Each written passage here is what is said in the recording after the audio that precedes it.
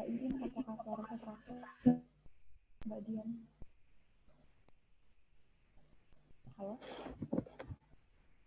Mendengar suara saya.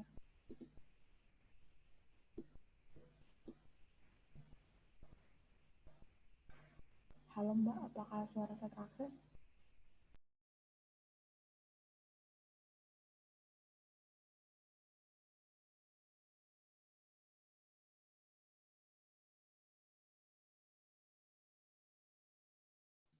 Halo, Assalamualaikum. Apakah suara saya bisa diakses? Waalaikumsalam warahmatullahi wabarakatuh. Bisa Mbak. Alhamdulillah. Assalamualaikum, Ustazah. Waalaikumsalam warahmatullahi wabarakatuh. Wah, Ustazah on time sekali, Ustazah. Gimana kabarnya? Alhamdulillah baik. Alhamdulillah. Masya Allah masih muda ya?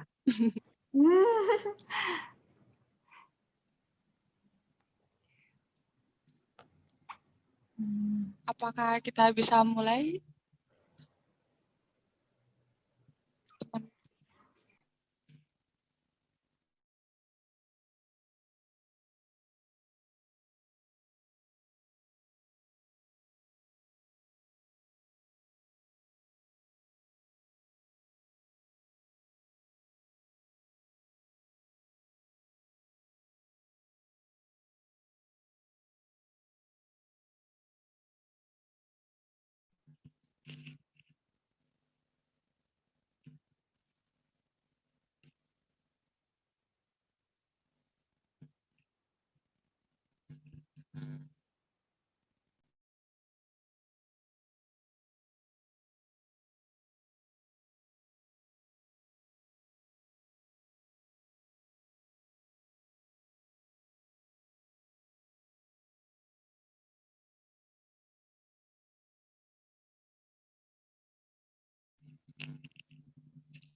Ustazah, kita tunggu 5 menit lagi enggak, Ustazah?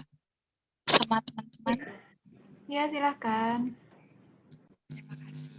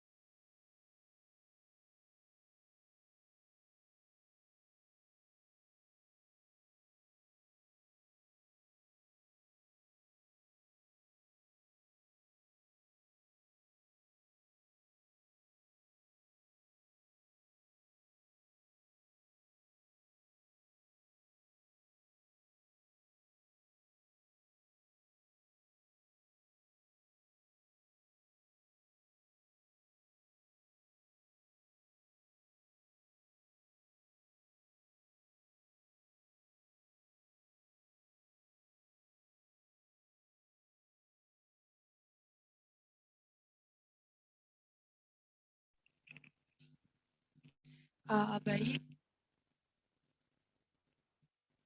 Assalamualaikum warahmatullahi wabarakatuh.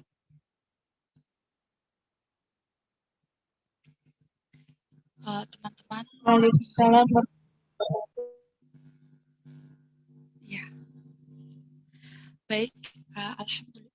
Kita akan mulai ya, teman-teman. Alhamdulillah, alhamdulillahirabbil alamin. alamin wassalatu wassalamu ala asrofil anbiya'i wal mursalin wa ala alihi wa ashabihi ajma'in. Amma ba'd. Pertama-tama marilah kita panjatkan puja dan puji syukur kita kehadirat Allah yang Maha Esa atas berkah, rahmat dan hidayahnya, sehingga Allah gerakkan hati teman-teman untuk hadir di kegiatan OVC yang keempat kali ini dengan tema Wanita Berkarir Surga bersama pemateri Ustazah Florelia. Tak lupa salawat serta salam tetap tercurahkan kepada junjungan kita yakni Nabi Muhammad SAW, dan semoga di hari akhir nanti kita akan mendapatkan syafaat dari beliau. Perkenalkan, saya Desi Ramadanti akan memandu jalannya kegiatan hari ini dengan susunan acara. Yang pertama adalah pembukaan, yang kedua adalah pembacaan kalam ilahi, yang ketiga adalah penyampaian materi sekaligus sesi tanya jawab, yang keempat adalah foto bersama, dan yang terakhir adalah penutup. Mari kita buka acara kita pada hari ini dengan bersama-sama membaca basmalah. Alhamdulillah, acara telah kita buka. Untuk menambah keberkahan pada acara kita hari ini, mari kita dengarkan pembacaan kalam ilahi oleh saudara Aulia. Kepada saudara dipersilakan. Baik, bismillahirrahmanirrahim. Assalamualaikum warahmatullahi wabarakatuh. Waalaikumsalam warahmatullahi wabarakatuh. A'udzu billahi minasyaitonir rajim. Bismillahirrahmanirrahim. Ya nisa'an nabiyyi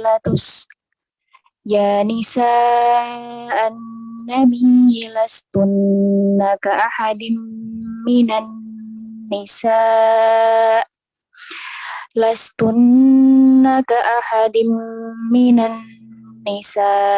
in ittaqaytunna fala takhda'na bil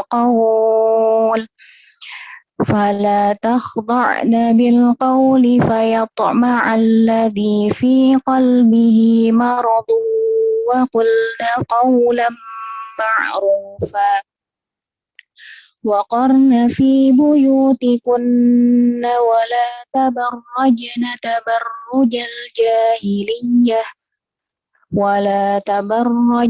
تبرج الجاهلية الأولى وأقمنا الصلاة وآتينا الزكاة وأطعنا الله ورسوله إنما يريد الله ليذهب عنكم الرجس أهل البيت يريد الله ليذهب عنكم الرجس أهل البيت ويطهركم تطهيرا واذكرن ما يتلى في بيوتكن من آيات الله والحكمة إن الله كان لطيفا خبيرا. Artinya, aku berlindung kepada Allah dari godaan syaitan yang terkutuk dengan menyebut nama Allah yang Maha Pengasih lagi Maha Penyayang. Wahai istri-istri Nabi, kamu tidak seperti perempuan-perempuan yang lain. Jika kamu bertakwa, maka janganlah kamu tunduk melemah lembutkan suara dalam berbicara, sehingga bangkit nafsu orang yang ada penyakit dalam hatinya. Dan ucapkanlah perkataan yang baik. Dan hendaklah kamu tetap di rumahmu, dan janganlah kamu berhias dan bertingkah laku seperti orang-orang jahiliyah terdahulu. Dan laksanakanlah sholat, tunaikanlah zakat, dan taatilah Allah dan Rasul-Nya. Sesungguhnya Allah bermaksud hendak menghilangkan dosa dari kamu, wahai ahlul bait, dan membersihkan kamu sebersih-bersihnya. Dan ingatlah Ingatlah apa yang dibacakan di rumahmu dari ayat-ayat Allah dan hikmah sunnah nabimu. Sungguh Allah maha lembut, maha mengetahui. Maha benar Allah dengan segala firman-Nya. Wassalamualaikum warahmatullahi wabarakatuh. Waalaikumsalam warahmatullahi wabarakatuh. Terima kasih Mbak Aulia. Semoga yang membaca dan mendengarkan mendapatkan pahala dari Allah Subhanahu wa taala. Amin amin ya rabbal alamin. Baik, kita melangkah ke acara yang berikut, yaitu penyampaian materi yang akan disampaikan oleh Ustazah Floweria. Namun sebelumnya akan kami sampaikan terlebih dahulu nih CV-nya beliau. Karena kan ada pepatah tak kenal maka tak sayang. Jadi nama lengkap beliau adalah Ustazah Floweria, sarjana IP, kemudian tempat tanggal lahir Jakarta 4 November tahun 1988. Biasa disapa sama Ustazah Flo atau Ustazah Flower. Ustazah bunga ya berarti. Kemudian moto hidupnya adalah be the real of you and be the best. Kemudian prestasinya yaitu IPK tertinggi jurusan Ilmu Hubungan Internasional pada wisuda periode keempat Agustus tahun 2011. Statusnya beliau sudah menikah, kemudian bukunya itu ada Make Up Our Mind, kemudian Jejak Cinta dari 3 kota suci yaitu Mekah, Madinah, dan Baitul Maqdis. Dan ada buku terakhir yaitu Perfect Dream Wedding. Semoga ini bukan buku terakhir tapi masih ada terus karya-karya yang kami tunggu ya Bu Ustazah.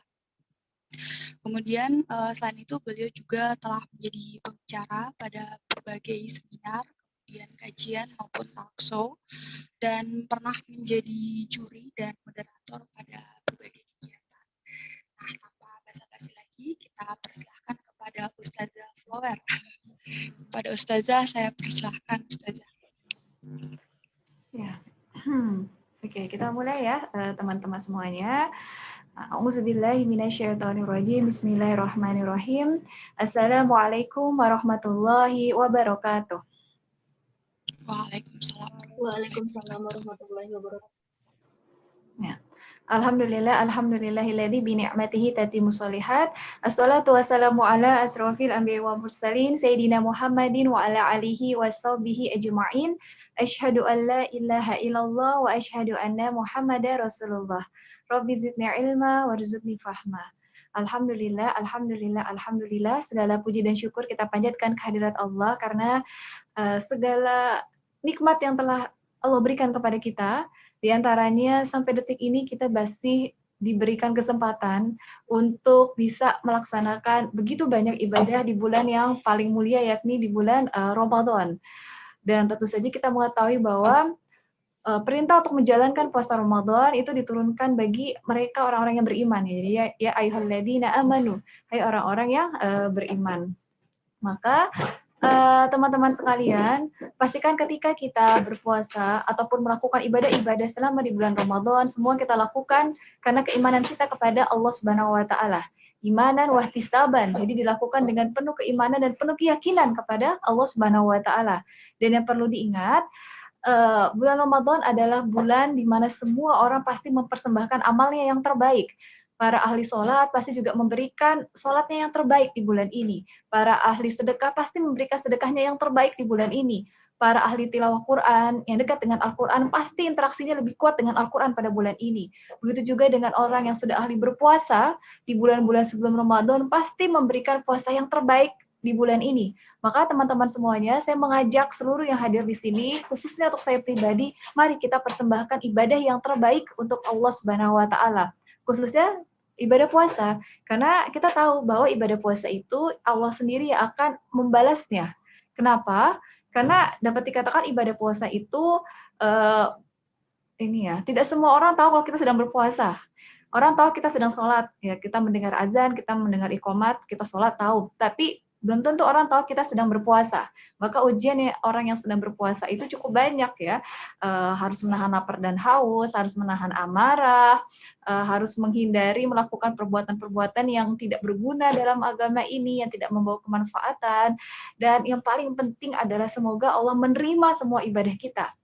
Karena seringkali kita merasa ibadah kita sudah banyak, jumlahnya sudah banyak, sholat kita, rakaatnya sudah bertambah. Tilawah Quran kita satu hari bisa lebih dari 1 juz. Tapi ternyata kalau itu niatnya bukan karena Allah atau cara yang ditempuh tidak sesuai dengan Al-Quran dan As-Sunnah, maka ibadah itu tidak akan diterima oleh Allah Subhanahu wa taala. Maka yang pertama dan utama, mari kita luruskan niat karena Allah dan pastikan kita beramal dengan ilmu yang betul sandarannya. Salawat dan salam senantiasa kita curahkan kepada junjungan kita Nabi besar Nabi Muhammad sallallahu alaihi wasallam. Allahumma sholli wa sallim wa barik alaih. Dalam sebuah hadis sahih ya insyaallah bahwasanya ketika malaikat Jibril pernah malaikat Jibril itu pernah berdoa tentang 3 hal. Dan 3 hal ini diaminkan oleh Rasulullah SAW. Ini yang menjadi catatan untuk kita bersama. Doa yang pertama adalah malaikat Jibril mengatakan bahwa ya Allah cabutlah rahmat Engkau bagi orang-orang yang ketika memasuki bulan Ramadan tetapi ternyata tidak memperoleh ampunan selama berada di bulan Ramadan itu. Dan mendengar doa malaikat Jibril, Rasulullah SAW mengaminkan. Artinya apa? Sungguh celaka bagi orang yang ketika sudah memasuki bulan Ramadan, Allah berikan kesempatan untuk beribadah di bulan Ramadan, tapi ternyata endingnya, akhirnya tidak mendapatkan ampunan dan rahmat dari Allah Subhanahu wa taala. Maka celakalah orang seperti itu. Dan semoga kita Allah hindarkan dari golongan orang yang celaka. Doa yang kedua yang malaikat Jibril lantunkan adalah, ya Allah cabutlah rahmat-Mu kepada hamba yang ketika berada di dunia, dia mendapati orang tua berada di sisinya, tetapi dia tidak mendapatkan surga dari orang tuanya. Artinya apa? Hamba tersebut tidak bisa memberikan bakti yang terbaik untuk orang tuanya. Tidak maksimal dalam birrul walidain kepada orang tuanya. Maka semoga kita juga terhindar dari tipikal anak-anak yang justru durhaka kepada orang tuanya. Na'udzubillahi min dzalik. Dan doa yang ketiga adalah malaikat Jibril mengatakan, ya Allah cabutlah rahmat-Mu kepada hamba yang ketika mendengar Nabi Muhammad SAW tidak bersolawat kepada Rasulullah SAW. Maka Rasulullah SAW juga mengaminkan doa yang ketiga. Maka yang ketiga ya sebagai catatan untuk kita, ketika kita mendengar nama Muhammad ya Rasulullah SAW, maka diharuskan ya untuk kita bersolawat, karena sesungguhnya bersolawat itu tidak hanya diri kita, tapi Allah dan para malaikat juga bersolawat kepada Rasulullah SAW. Baik teman-teman sekalian yang saya cintai karena Allah, pada kesempatan kali ini, pada hari ini hari Jumat, dapat dikatakan hari Jumat ini adalah hari yang sangat-sangat spesial, ya jatuh hari Jumat di bulan Ramadan, di mana di hari Jumat itu juga begitu banyak keutamaan dan sunah-sunahnya. Di antaranya adalah dengan membaca Al-Kahfi. Apakah teman-teman sudah selesai membaca Al-Kahfinya? Yang belum selesai diselesaikan, yang sudah ditambah lagi dengan tilawah ya, supaya nanti targetnya dapat tercapai dengan maksimal. Selain itu juga hari Jumat adalah salah satu waktu mustajabnya doa, khususnya nanti di antara waktu setelah asar sampai dengan menjelang maghrib, ditambah lagi nanti ketika menjelang maghrib itu juga adalah waktu doa sangat mudah untuk didengar oleh Allah Subhanahu wa taala. Karena Allah tidak menolak orang yang berdoa ketika akan berbuka puasa ya. Jadi nanti ketika berbuka puasa teman-teman ya manfaatkan golden time ini hari Jumat di penghujung hari menjelang berbuka puasa begitu ya. Maka jangan cepat-cepat langsung dibatalkan ya, maksudnya langsung minum makan, tapi teman-teman jangan lupa untuk berdoa di waktu-waktu yang sangat luar biasa seperti nanti insya Allah. Baik, pada kesempatan kali ini kayak saya sudah share ya, ada materi yakni wanita berkarir surga. Materi yang menurut saya sangat penting sekali. Materi ini dapat dikatakan tidak hanya berlaku bagi mereka yang sudah menikah atau yang sudah memiliki anak atau yang belum memiliki anak ya. Tapi kita akan mencoba untuk membahas materi ini untuk meyakinkan kepada kita bahwa apapun yang kita lakukan sesungguhnya itu adalah karir kita menuju surganya Allah Subhanahu wa taala. Bahkan lebih dari itu, karir yang kita lakukan, karir yang kita jalankan sekarang, amanah yang kita emban sekarang, itu adalah semoga mengantarkan kita menjadi hamba yang lebih taat, menjadi hamba yang lebih solihah, Allah ridho dengan kita, dan nanti Allah berkenan untuk bertemu dengan kita di tempatnya yang terbaik. Ya, karena sesungguhnya puncak kebahagiaan seorang mukmin itu tidak hanya berhenti ketika memasuki surganya saja, tetapi puncak kebahagiaan kita adalah ketika kita dapat bertemu langsung dengan Allah Subhanahu wa taala di surganya yang tertinggi. Allahumma amin. Kita lanjutkan ya teman-teman ya. Untuk mendapatkan materi ini sudah saya berikan kepada teman-teman panitia. Jadi kalian tidak usah khawatir, bisa minta kepada kakak-kakak panitianya ya. Kalau ada perkataan saya yang belum tertulis di slide materi, silahkan untuk ditambahkan. Oke, kita mulai ya. Bismillahirrahmanirrahim. Wanita berkarir surga. Slide berikutnya. Saya mulai dengan sebuah perkataan bahwa terlahir menjadi seorang perempuan adalah anugerah. Menjadi muslimah adalah karunia, dan menjadi muslimah yang solihat itu adalah pilihan. Maksudnya apa? Ya, ini ya, jenis kelamin itu kan ada dua, ada laki-laki dan ada perempuan. Dan terlahir menjadi perempuan adalah anugerah. Kenapa seperti itu? Karena banyak orang yang ketika melahirkan bayi perempuan dulu ya, sebelum Islam datang, itu malu sekali. Malu sekali. Bahkan bayi mereka yang berjenis kelamin perempuan itu sampai dikubur hidup-hidup. Tetapi ketika Islam datang, tradisi itu dihapuskan dan menjadi suatu anugerah untuk terlahir menjadi seorang perempuan. Dan dari sebuah perempuan, untuk menjadi muslimah itu adalah karunia, karena tidak semua perempuan agamanya adalah Islam, tidak semua perempuan ada seorang muslimah. Maka teman-teman harus bersyukur atas karunia yang telah Allah berikan kepada kita. Ya, kita terlahir, fitrahnya adalah sebagai seorang muslim, sebagai seorang muslimah. Tapi memang tergantung bagaimana dengan keluarganya, apakah ayahnya Majusi, Nasrani, atau Muslim gitu ya. Dan kalaupun ya teman-teman, kita terlahir dari, mohon maaf, orang tua yang belum beragama Islam, dan teman-teman memutuskan untuk beragama Islam, itu juga merupakan karunia yang sangat luar biasa yang harus kita syukuri. Dan yang paling utama, menjadi muslimah yang solihat itu adalah pilihan. Kenapa? Karena tidak semua wanita muslimah itu mau tunduk kepada syariat Allah. Tidak semua muslimah mau untuk mengejar kesolihatannya di hadapan Allah Subhanahu wa taala. Banyak muslimah yang masih lalai terhadap ajaran-ajaran yang telah Allah wajibkan kepada kita. Banyak muslimah yang masih malu dengan identitasnya sebagai seorang muslimah, masih malu menggunakan hijab, masih malu ketika ditanya gitu, kenapa Islam seperti ini, kenapa nabimu seperti ini, masih mempertanyakan ajaran-ajaran dalam agamanya sendiri. Ya. Maka menjadi muslimah yang solihat, yang taat kepada Allah, taat kepada Rasulullah, yang patuh pada semua yang Allah wajibkan kepada kita, itu merupakan pilihan. Ya, dan saya doakan semua yang ada di sini tidak hanya berhenti menjadi seorang wanita, tidak hanya berhenti menjadi seorang muslimah, tetapi yang harus kita perjuangkan adalah terus untuk menjadi muslimah yang sholihat. Slide berikutnya. Nah, sebelum kita berbicara tentang wanita berkarir surga, sedikit saya akan mengajak teman-teman untuk flashback ya, kilas balik bagaimana wanita dipandang dalam sejarah dunia. Kita ketahui bahwa di banyak peradaban, bahkan di Romawi, di Persia, itu meletakkan wanita tidak sejajar dengan laki-laki. Ya, seorang ahli filsafat yang bernama Aristoteles mengatakan bahwa wanita atau perempuan itu agak nyeleneh atau berbeda dibandingkan dengan laki-laki. Perempuan digambarkan sebagai bagian yang lebih rendah daripada laki-laki, sehingga muncullah kesenjangan antara laki-laki dan perempuan. Kita tahu ya, padahal Aristoteles itu merupakan filsuf yang pemikirannya banyak sekali diambil gitu ya, banyak sekali dipakai sebagai landasan teori. Mungkin teman-teman di sini ada yang mata kuliahnya mengambil teori dari Aristoteles ya, tapi ternyata ada pandangan dari Aristoteles yang seperti ini gitu ya, tidak melihat laki-laki itu dan perempuan itu sejajar. Yang kedua, bahkan dalam sejarah Yunani disebutkan bahwa penyebab segala penderitaan dan musibah itu datangnya adalah dari kaum perempuan. Ketika tamu datang, istri diperlakukan sebagai budak atau pelayan. Ya. Masya Allah ya, istri diberi kebebasan untuk melakukan perbuatan-perbuatan asusila. Dan bahkan di dalam budaya Yunani itu ada yang disebut dengan dewa atau dewi cinta yang namanya Cupid ya. Mungkin teman-teman tahu ya, kalau misalnya apalagi nih pas hari-hari Valentine, itu digambarkan sebagai dewi, entah ya, dewi itu ada yang menggambarkan seperti anak-anak ya, bersayap, memegang panah gitu ya, panah cinta, tapi ada juga mengatakan seperti perempuan dewasa dan sebagainya. Dan yang perlu kita garis bawahi, di peradaban yang ini, di perempuan masih belum bisa diakui, masih belum bisa dihormati layaknya kaum laki-laki. Slide berikutnya. Nah, dalam sejarah Romawi,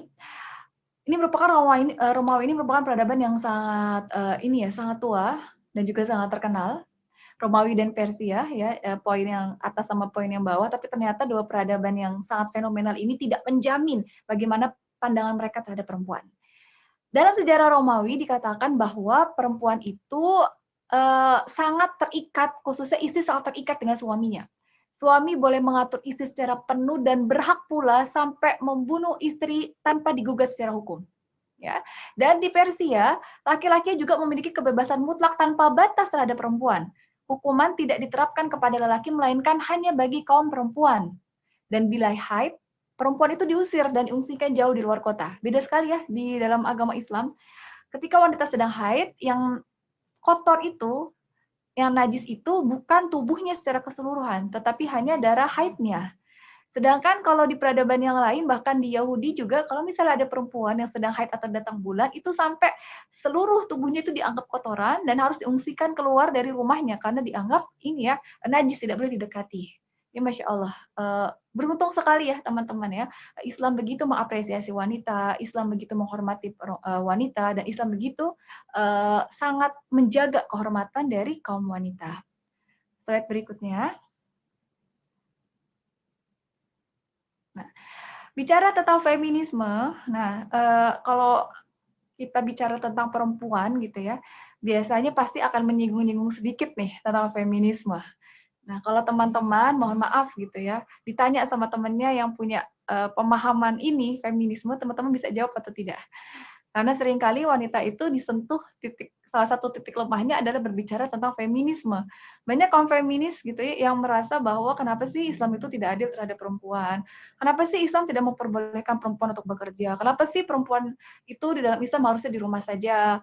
Kenapa sih perempuan itu di dalam Islam hak warisnya berbeda dengan hak waris yang didapatkan oleh laki-laki? Kenapa sih dalam Islam itu perempuan itu harus pakai pakaian yang menutup aurat, sedangkan laki-laki kayaknya biasa-biasa saja tuh. Nah, seperti itu ya teman-temannya, jadi harus dulu ada ilmunya nih, sebelum kita bisa memberikan tanggapan atau pernyataan atau jawaban terhadap pertanyaan-pertanyaan yang bisa jadi kalau kita tidak dapat menanggapinya dengan baik, justru iman kita akan turun gitu ya, keyakinan kita terhadap agama ini juga akan semakin dipertanyakan. Kita mulai dengan apa pengertian antara seks dan gender. Saya rasa teman-teman semuanya sini paham bahwa seks dan gender itu merupakan dua konsep yang berbeda. Kalau seks itu merujuk kepada, mohon maaf, jenis kelamin laki-laki dan perempuan. Sedangkan gender itu lebih kepada fungsi yang dilekatkan oleh masyarakat atau tradisi tertentu di dalam lingkungan masyarakat itu kepada laki-laki dan perempuan. Contohnya adalah, misalnya ya, yang memasak itu tugasnya perempuan, itu dari segi gender. Sedangkan kalau laki-laki masak itu kayaknya agak aneh deh. Atau sebaliknya, biasanya yang bekerja itu laki-laki, yang bekerja di luar rumah ya laki-laki, sedangkan kalau perempuan yang bekerja di luar rumah tuh kayaknya agak aneh deh. Tapi yang perlu digarisbawahi nih teman-teman, bisa jadi satu daerah dengan daerah yang lainnya memiliki pandangan tentang konsep gender yang berbeda. Di daerah A menganggap bahwa memasak itu ya tugas perempuan. Tabu bagi laki-laki di daerah A untuk memasak. Tapi bisa jadi di daerah B, di daerah C, di daerah D, yang memasak ya bisa laki-laki, bisa perempuan. Yang bekerja bisa laki-laki, bisa perempuan. Ya, makanya kalau kita bicara tentang gender, itu adalah kajian yang tidak bisa hanya dilihat pada satu wilayah saja, ya, atau satu region saja. Tapi sebenarnya bahkan di setiap lingkungan itu memiliki konsep yang berbeda-beda. Setelah itu ada pengertian tentang feminisme. Nah, feminisme itu isme ya, fahamnya tentang feminis, sedangkan feminis itu adalah orangnya yang memperjuangkan atau yang memiliki kepahaman tentang isu tentang feminisme. Nah, di sini ada berbagai jenis feminisme, teman-teman. Ada yang namanya feminisme liberal, ada feminisme sosial, dan feminisme radikal. Kita lihat ya di slide berikutnya. Nah, ini tadi ya feminisme artinya adalah lebih kepada gerakan ya, faham yang digunakan untuk menggambarkan politik, budaya, dan ekonomi yang bertujuan untuk menegakkan persamaan hak dan perlindungan hukum bagi perempuan. Nah, itu secara garis besar, tapi nanti akan ada sub-subnya gitu ya, feminis itu ada jenis-jenisnya. Setidaknya ada 3 gelombang feminisme, teman-teman. Ini yang saya pelajari ketika saya kuliah ya di hubungan internasional di UGM beberapa tahun yang lalu. Yang pertama ada gelombang pertama. Nah, gelombang pertama feminisme ini merujuk terutama pada gerakan hak pilih perempuan.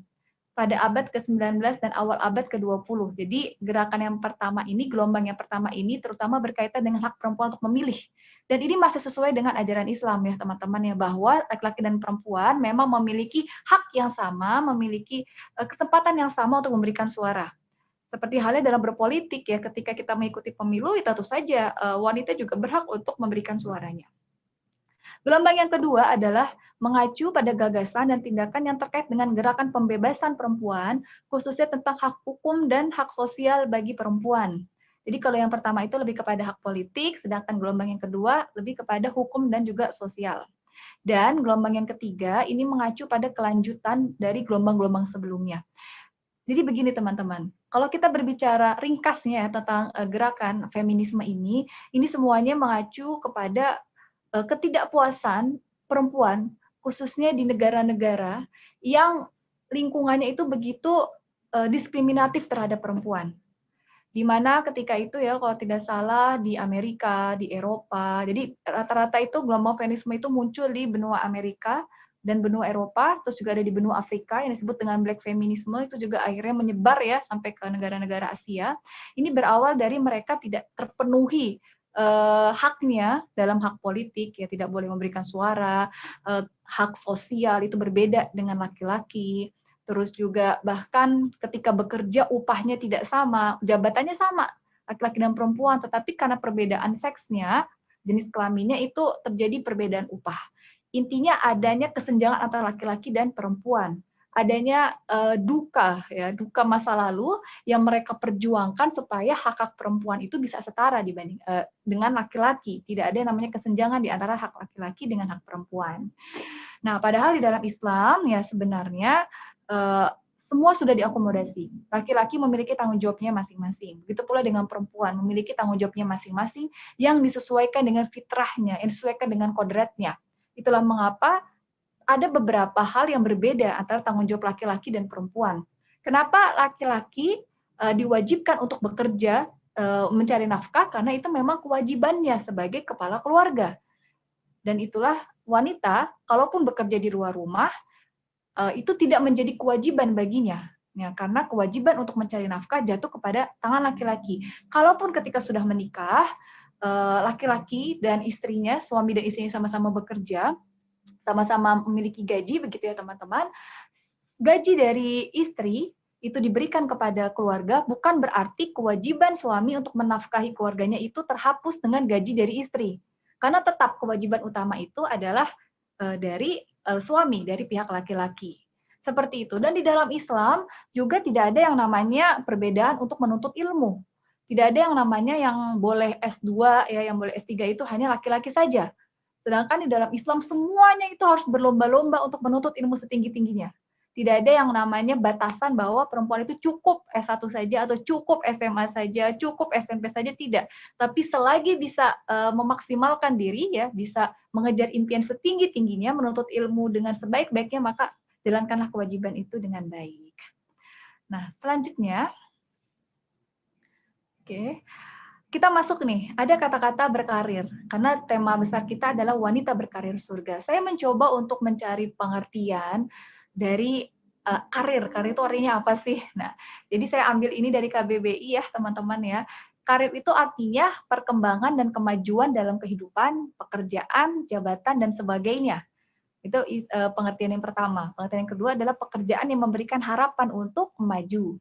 Sedangkan berkarir, ya ada awalan bernya ya, itu bekerja untuk mengembangkan karir atau bekerja untuk mencapai kemajuan dalam kehidupan, jabatan, dan sebagainya.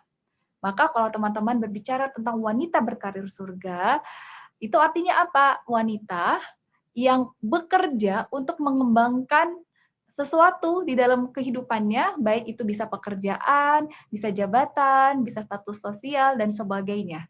Jadi sebenarnya istilah berkarir itu tidak hanya digunakan untuk mereka yang tanda kutip bekerja di luar, bekerja kantoran, atau bekerja di institusi yang jelas gitu ya.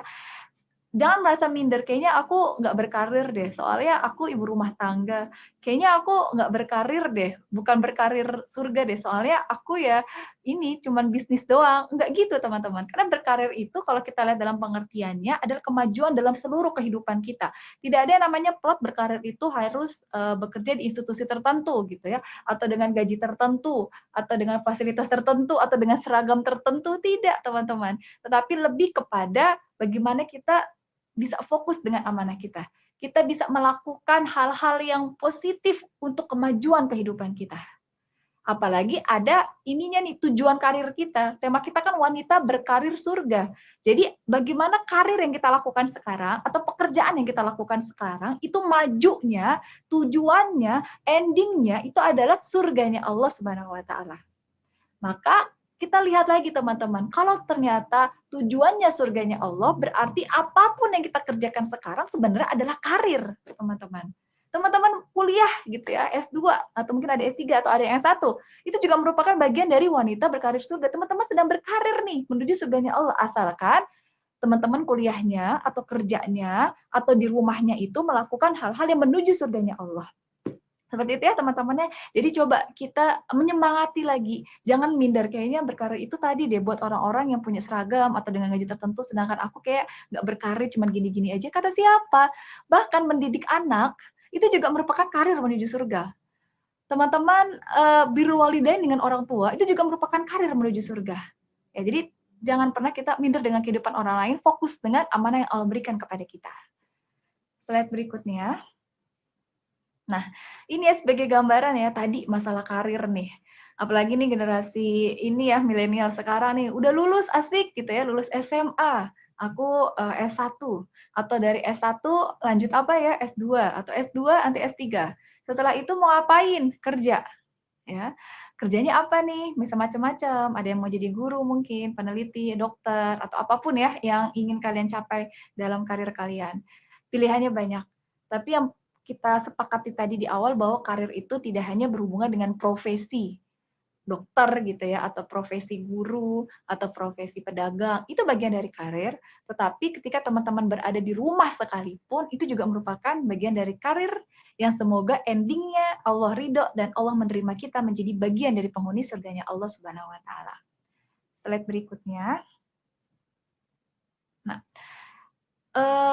kita lihat di sini ya, ada gambaran. Tadi mengapa saya mengatakan jadi ibu rumah tangga itu juga merupakan wanita berkarir surga? Karena lihat ya, the motherhood experience. Mungkin di sini ada ya yang sudah menjadi seorang ibu, pasti tahu ya betapa letihnya karir menjadi seorang ibu. Ya, bagaimana ketika kita punya anak, apalagi anaknya masih balita, ya waktu tidur pasti berkurang. Mengurus anak sendirian ya, tidak ada yang membantu, dalam arti memang tidak ada ART gitu ya, atau tidak ada khadimat, semua dikerjakan sendiri. Dari segi fisik juga pasti akan ada perubahan, waktu istirahat, waktu makan dan sebagainya. Dan seorang wanita itu yang luar biasanya lagi, kenapa saya mengatakan setiap aktivitas wanita itu sebenarnya bisa dijadikan jalan menuju surganya Allah, karena wanita itu multitasking, teman-teman. Dalam satu waktu itu bisa melakukan begitu banyak pekerjaan. Coba teman-teman, bisa nggak dalam satu waktu teman-teman megang handphone, ya, baca chat yang masuk di WhatsApp, atau stalking ya, atau buka-buka Instagram, tapi tangan teman-teman yang satunya lagi sambil megang sapu, ya, nyapu ruangan gitu ya. Tapi telinga teman-teman tuh ini tetap dengerin murotal. Bisa nggak kayak gitu? Bisa. Ya, dan teman-teman jalan sambil nyapu, kadang-kadang berhenti ngelap gitu. Kalau ada kotor gitu, jadi tangannya itu megang sapu sekaligus megang kain lap gitu untuk ngelap-ngelap bersih-bersih, sekaligus megang handphone, sekaligus dengerin murotan gitu ya, dan teman-teman itu melakukan itu semua dalam satu waktu yang bersamaan. Hebat perempuan itu, multitasking. Maka yang harus kita perhatikan adalah bagaimana multitasking kita itu semuanya itu karir kita ya untuk menuju surganya Allah. Bagaimana bersih-bersih kita, bagaimana kita memegang sosial media kita, memegang gadget kita, bagaimana semua pendengaran kita, semua penglihatan kita, semua indera yang Allah berikan kepada kita, itu kita dedikasikan agar bisa menjalankan peran semaksimal mungkin dalam berkarir, dimanapun kita berada, agar Allah ridho, sehingga Allah memasukkan kita ke surganya kelak. Allahumma amin. Oke, slide berikutnya. Nah sekarang kayaknya ini juga ada ya istilah ini, saya mendapatkan ini udah lama banget. Ada yang dikatakan full time mother ya, ibu rumah tangga ya kalau bahasa Indonesianya IRT, sama kayak saya nih full time mother. Terus ada working mom, nah ibu yang bekerja, dan di tengahnya itu ada mom wars ya. Jadi perang antara ibu. Perang antara ibu rumah tangga versus dengan ibu yang bekerja. Padahal saya sebenarnya bingung ya, kenapa sesama wanita itu pakai berperang segala? Karena padahal sama-sama dua-duanya itu berkarir sebenarnya. Yang ibu rumah tangga berkarir di rumah, yang ibu bekerja itu tetap juga harus berkarir di rumah gitu. Jadi tidak bisa ketika bekerja itu meninggalkan amanahnya yang utama ketika berada di rumah. Dan seiring dengan berjalannya waktu teman-teman, sebenarnya istilah pembagian mom ini atau woman ini tidak hanya di dua bidang ini, tidak hanya full time dan tidak hanya working. Kita lihat slide berikutnya. Ada juga yang dinamakan studying mom. Nah, apakah di sini peserta ada yang masuk studying mom?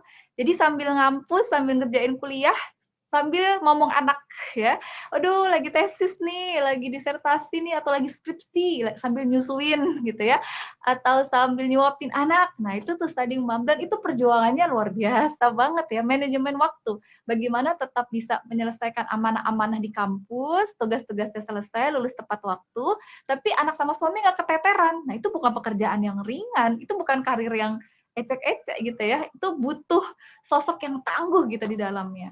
Terus juga ada istilah work at home mom. Jadi yang namanya bekerja work itu nggak cuman outside, nggak cuman di luar rumah gitu.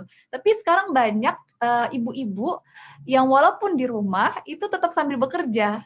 Ya bahkan sepertinya lebih dominan nih ya, sambil ngomong anak sambil jualan online, sambil ngomong anak sambil masak gitu ya, terus itu dijual, dikeliling atau tetangga datang, pokoknya tetap bekerja. Walaupun sebenarnya lagi-lagi butuh manajemen waktu yang lebih ekstra lagi, lebih besar lagi. Karena berada di satu tempat ya, di dalam rumah, ada amanah dengan anak, dengan suami, tapi juga ada amanah di pekerjaannya. Nah, bagaimana agar amanah semua itu bisa balance, bisa seimbang, sehingga tidak ada pihak-pihak yang terzolimi. Bahkan dirinya juga nggak stres-stres amat. Jadi, ketika seseorang itu sudah memutuskan untuk menjadi apapun dia, maka pastikan dia ridho dengan apa yang dia pilih. Ya, kalaupun lagi stres, stresnya nggak banget-banget ya, karena itu merupakan konsekuensi dari pilihannya dia. Makanya butuh yang tadi saya katakan, manajemen waktu, supaya semuanya dapat balance, semuanya dapat seimbang, dapat terpenuhi dengan baik. Oke, slide berikutnya. Nah, yang tadi saya katakan ada stop mom work. Ini stop mom work itu lebih mengerikan, teman-teman. Lebih mengerikan dibandingkan dengan peperangan yang bisa kita lihat ya. Karena mom work itu kadang-kadang tuh nggak terlihat loh. Contohnya gimana? Coba kita lihat ya, slide berikutnya. Ada istilahnya advice, criticism, or mom shaming. Jadi kayak gini, maksudnya contohnya begini ya, contoh mom work. Ada seorang ibu rumah tangga ya, full time mother, yang dia lagi ngobrol sama temennya yang kebetulan working mom gitu ya, bekerja di luar. Ibu rumah tangganya ini bilang, sebut saja namanya ibu siapa ya? Ibu Mawar. Kita pakai nama-nama bunga ya. Ibu Mawar bilang nih sama Ibu Melati. Ibu Melatinya itu yang working home. Yang maaf, working mom gitu. Ibu Mawar bilang, "Bu Melati, kerja ya?" Iya, kata Bu Melati. Oh gitu. Terus anak-anak sama siapa di rumah? Nah, itu ya, itu udah pertanyaannya itu sebenarnya udah agak-agak ini ya, agak-agak beda tipis nih antara perhatian atau nyinyir ya.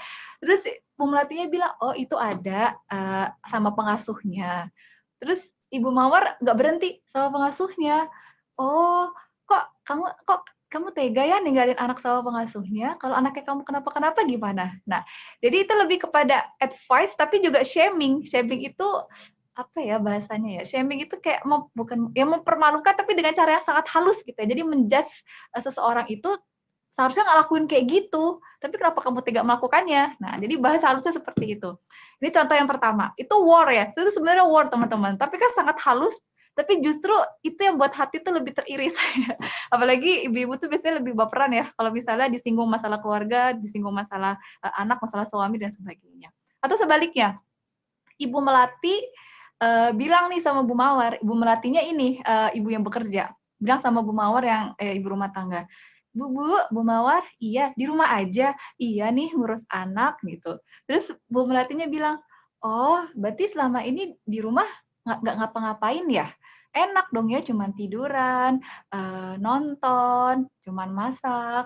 Ya beda ya, kalau aku mah capek memang, tapi alhamdulillah mah penghasilan ada lancar. Nah, itu coba kalian bayangkan ada di posisi Bu Mawar ya, mendapatkan shaming ya, saya bisa mengatakan seperti shaming ya. Jadi di-judge bahwa ibu rumah tangga tuh nggak ngapa-ngapain loh di rumah, cuma nonton doang ya, cuma masak doang. Aku dong bekerja di rumah, di luar rumah, penghasilannya dapet gitu ya.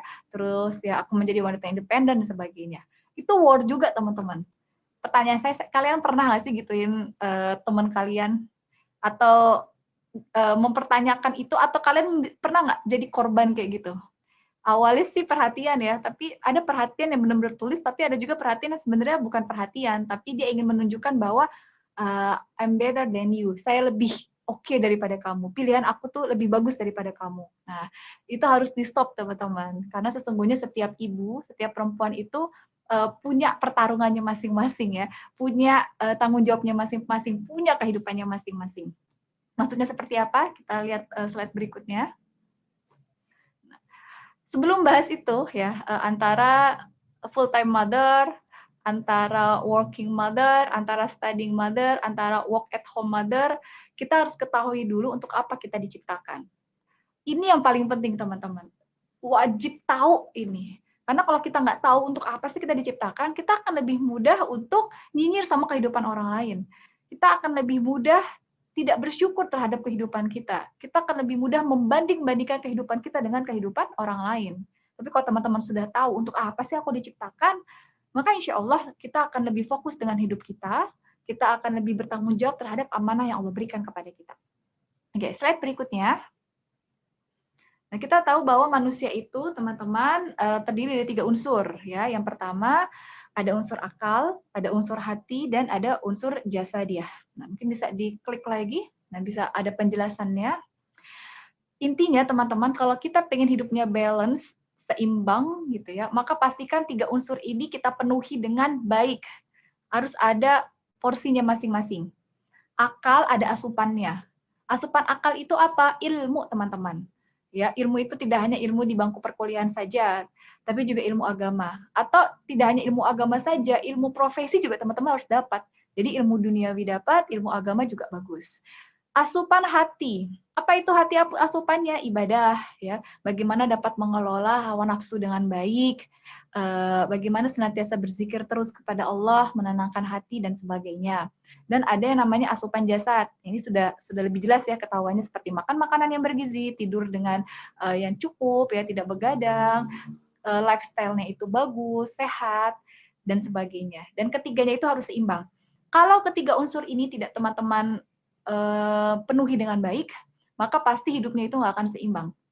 Bisa jadi dia maksimal ibadahnya, ya, hatinya bagus, maksimal akalnya, pikirannya, ilmunya banyak, tapi ternyata dia tidak maksimal dalam hal apa? Dalam hal jasadiahnya. Mohon maaf, tubuhnya sering sakit. Kalau sudah sakit, bawaannya ini ya, emosi. Namanya emosi, jadi nggak konsen ngapa-ngapain. Itu karena tidak memperhatikan asupan atau hak dari jasadnya. Atau asupan jasadianya bagus, ya, makanannya bagus, olahraga teratur, tapi dia kurang dalam memperhatikan hatinya, masih suka marah-marah, ibadahnya masih lalai. Dia juga kurang dalam memperhatikan asupan dari akalnya, masih malas ikut kajian, kalau ketika kuliah juga males-malesan gitu ya, cuman semangat kalau berbicara tentang hal-hal yang sifatnya duniawi saja. Nah, itu harus diseimbangkan lagi. Insya Allah ketika kita sudah seimbang ketiganya, hidup kita akan lebih mudah untuk dikontrol, hidup kita akan lebih tenang, hidup kita itu akan lebih legowo, hidup kita tidak akan mudah untuk terpengaruh dengan kehidupan orang lain. Maka evaluasi nih teman-teman. Kalau sampai sejauh ini kita masih suka pusing, kita masih suka stres, masih suka nggak tenang, coba dilihat dari 3 asupan ini mana yang belum tercukupi dengan baik. Dan dari sekarang kita pelan-pelan untuk mencukupi itu supaya seimbang, semuanya dapat terpenuhi. Slide berikutnya, ini yang paling penting teman-teman. Karena itu, kita itu diberikan amanah oleh Allah. Amanah kita itu sebenarnya hanya 2, ya. hanya itu bukan berarti sepele, 2 tapi maha besar, ya, besar sekali tanggung jawabnya. Yang pertama adalah tugas kita sebagai hamba Allah, ya Abdullah. Dan aku tidak menciptakan jin dan manusia melainkan supaya mereka mengabdi kepadaku.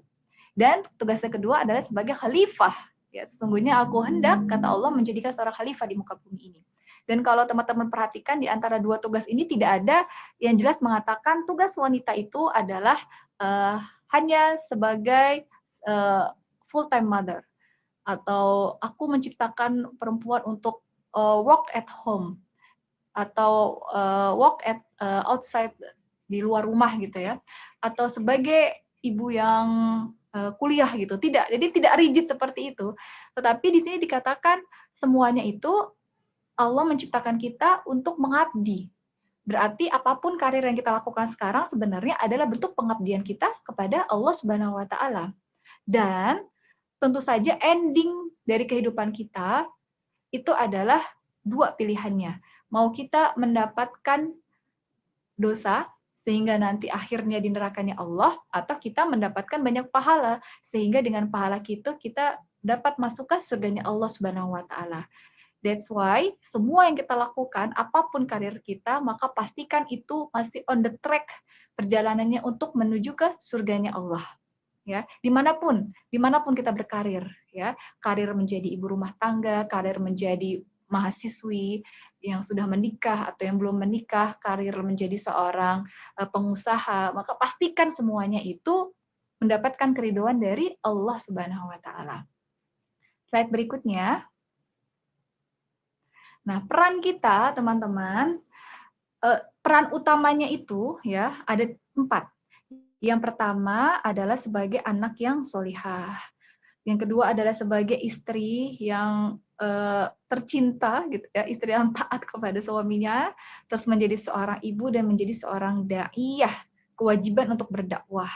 Di mana 4 peran kita ini merupakan penjabaran dari fungsi utama kita diciptakan oleh Allah, yakni untuk beribadah dan menjadi khalifah.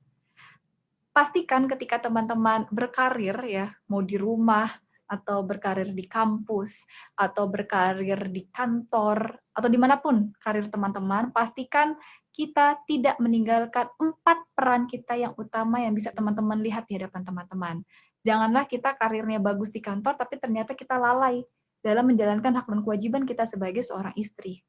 Atau sebaliknya, ketika kita menjalankan karir kita di rumah, ternyata kita lalai dalam menjalankan peran kita sebagai apa? Sebagai daiyah, kita tidak mau berdakwah karena hanya sibuk di rumah gitu ya. Padahal kewajiban dakwah itu dibebankan gitu ya kepada semuanya sesuai dengan kemampuannya masing-masing. Slide berikutnya. Nah, ini yang lebih penjabarannya lagi ya, sebagai seorang wanita muslimah, yang pertama, kita harus menjadi muslimah yang solihah, mar'atus solihah.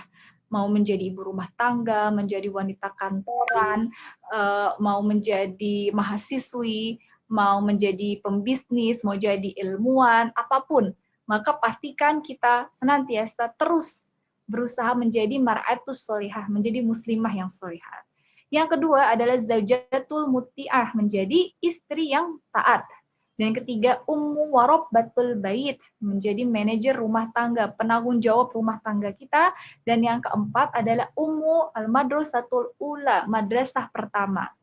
Karena seringkali ada wanita-wanita yang karirnya bagus di luar, ya, dia cemerlang di luar, tetapi dia abai terhadap kewajibannya kepada suaminya. Dia menelantarkan anaknya gitu ya. Sehingga itu tidak balance. Seharusnya ketika dia memutuskan untuk semakin meningkatkan karirnya ya di luar rumah, maka pastikan rumahnya, tanggung jawabnya, suaminya, anaknya itu sudah dapat terselesaikan dan dipenuhi dengan baik. Nah, slide berikutnya. Ini mungkin teman-teman bisa baca ya, nanti dipercepat saja. Yang mulianya menjadi anak perempuan yang baik. Selanjutnya, mulianya menjadi istri yang dicintai suami, ya teman-teman ya. Jadi ketika sudah menikah, taatlah kepada suami kalian. Terus slide yang berikutnya, mulianya menjadi ibu yang super, ya, karir menjadi ibu itu masya Allah berat tetapi penuh cinta. Tidak ada yang namanya, sebenarnya menjadi ibu itu tidak bisa dilabelkan aku nih cuma ibu rumah tangga atau ibu bekerja, karena semuanya itu ibu gitu.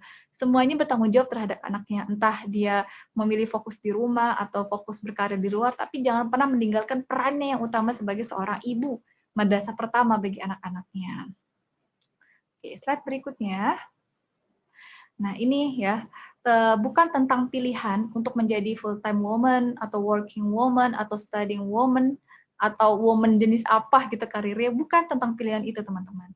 Karena setiap orang memiliki kondisi yang berbeda-beda, sesuai dengan ketetapan terbaik yang telah Allah berikan kepada setiap hambanya.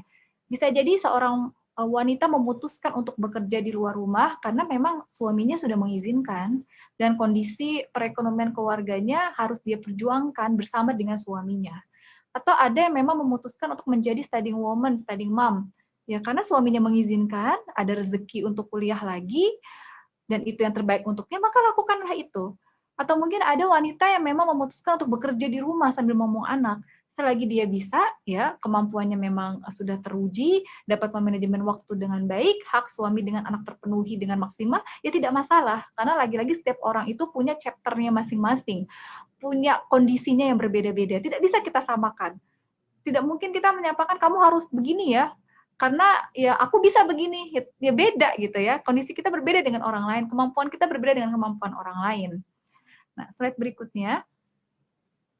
Maka tugas kita adalah, ini nih, poin paling penting dari pertemuan kita siang hari ini adalah bagaimana mensyurgakan semua karir yang kita lakukan.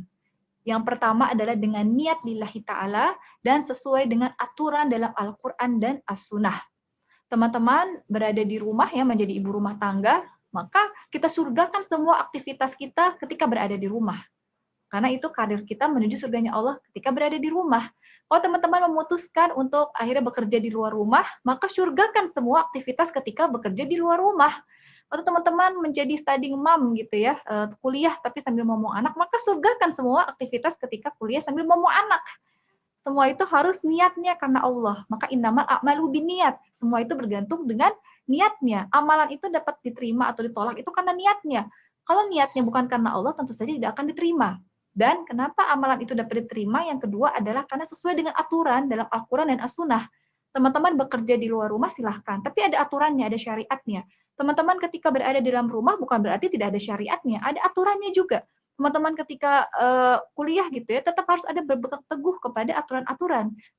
Bukan berarti bebas dari aturan gitu ya. Maka pastikan niatnya sesuai gitu ya karena Allah, dan juga aturannya memang ada di dalam Al-Quran dan As-Sunnah. Berikutnya. Nah, karena ya ini lebih ke inti ya tulisannya sebagai penguat teman-teman. Karena kelak kita semua itu akan dimintai pertanggungjawaban atas semua karir yang telah Allah berikan kepada kita. Bukan mempertanggungjawabkan karir yang orang lain lakukan di dalam hidupnya. Janganlah waktu kita habis untuk nyinyirin karir orang lain ya. Karena sesungguhnya yang dimintai pertanggungjawabannya itu karir kita sendiri, bukan karir orang lain ya. Kita sibuk bilang, ih ini ya dia enak ya jadi kerja di rumah, kok aku begini gitu ya. Coba dia begini begitu. Gak usah mikirin orang lain, coba fokus kepada kita. Karena nanti yang ditanya itu adalah apa yang kita lakukan terhadap amanah kita, bukan apa yang orang lain lakukan terhadap amanah dirinya sendiri. Seperti itu ya teman-teman ya. Slide berikutnya. Nah, ini adalah sebuah hadis yang diriwayatkan oleh Bukhari dan Muslim ya. Cukup panjang hadisnya, tapi intinya adalah setiap kalian adalah pemimpin dan akan dimintai pertanggungjawaban atas apa yang dipimpinnya. Dan seorang istri sudah saya kasih warna kuning nih biar langsung kelihatan. Seorang istri adalah pemimpin di dalam rumah tangga suaminya dan terhadap anak-anaknya, dan dia akan dimintai pertanggungjawaban atas mereka. Terlepas dari dia ibu rumah tangga, terlepas dari dia kuliah lagi, terlepas dia bekerja di rumah atau di luar rumah, intinya setiap istri itu pasti akan dimintai pertanggungjawaban di dalam rumah tangganya. Dan ketahuilah bahwa setiap kalian adalah pemimpin, dan setiap kalian akan dimintai pertanggungjawaban atas siapa yang dipimpinnya, bukan dimintai pertanggungjawaban atas orang lain yang memimpinnya gitu. Itu berbeda ya, berbeda konteksnya. Slide berikutnya. Nah, dan ini sebagai penyemangat nih ya, mungkin di sini ada yang ibu rumah tangga, sama saya juga full time mother ya, di rumah bersama dengan anak saya. Kadang-kadang nih ada dilema para wanita yang di rumah saja. Dan dilema atau suara hati muslimah yang di rumah saja itu ternyata pernah disuarakan oleh seorang sahabiah yang bernama Asma, ya, Asma binti Yazid. Dapat dikatakan Asma ini juru bicaranya muslimah saat itu. Jadi ketika Asma itu menemui Rasulullah, Asma itu berkata, sesungguhnya Allah mengutus baginda pada kaum laki-laki dan perempuan. Ya. Kami beriman pada baginda dan mengikuti baginda. Kami, para wanita, banyak memiliki keterbatasan. Hanya berkutat di rumah, menunggu rumah, tempat penyaluran syahwat laki-laki, dan bertugas mengandung anak mereka. Ini mungkin ada nggak kita berpikiran seperti itu ya, duh, aku di rumah aja nih, nggak bisa kemana-mana, aku harus jaga harta suami, aku harus ngomong anak gitu ya, aku harus bersih-bersih dan sebagainya. Sedangkan kaum laki-laki diberi kelebihan berupa sholat Jumat, melayat jenazah, dan berjihad. Intinya laki-laki lebih enak ya, bisa keluar rumah gitu ya, lebih bebas dibandingkan dengan perempuan. Apabila mereka berjihad, kami, kata Asma ya, yang mewakili suara hati dari mayoritas muslimah saat itu, mengatakan saat suami berjihad, kami menjaga harta mereka, mendidik anak mereka. Pertanyaannya, apakah kami mendapat pahala seperti halnya mereka? Maksudnya pahala seperti yang dilakukan oleh suami mereka di luar rumah? Dan apa jawaban dari Rasulullah? Beritahukan kepada para wanita di belakangmu, ya, bahwa bakti kalian kepada suami, mencari ridhonya dan berusaha menyesuaikan diri dengannya sebanding dengan semua kelebihan kaum lelaki yang engkau sebutkan. Ini sebenarnya teman-teman, Islam itu sangat adil. Sangat adil. Kita di rumah pun Allah ganjar dengan pahala. Teman-teman ketika berada di luar rumah tetapi tetap menjaga adab, itu juga ada pahalanya. Jadi nggak usah khawatir. Karena Allah itu tidak mungkin salah hitung. Sedikit kebaikan, itu pasti akan Allah hitung.